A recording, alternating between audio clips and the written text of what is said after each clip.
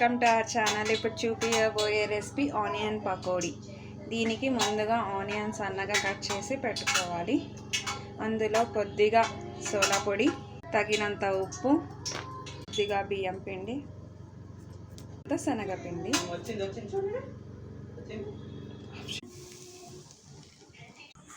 ఇలా కలుపుకుంటూ ఉండాలి. పకోడీకి వాటర్ చాలా తక్కువ పడుతుంది. ఆనియన్లో ఉన్న వాటర్ సరిపోతుంది. మీకు ఇంకా కావాలి అంటే జస్ట్ వాటర్ స్ప్రింకిల్ చేసుకోవాలి.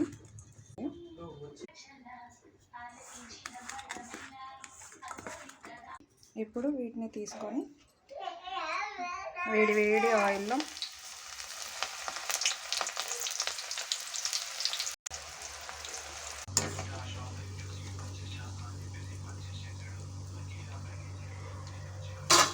Onion pakodi ready.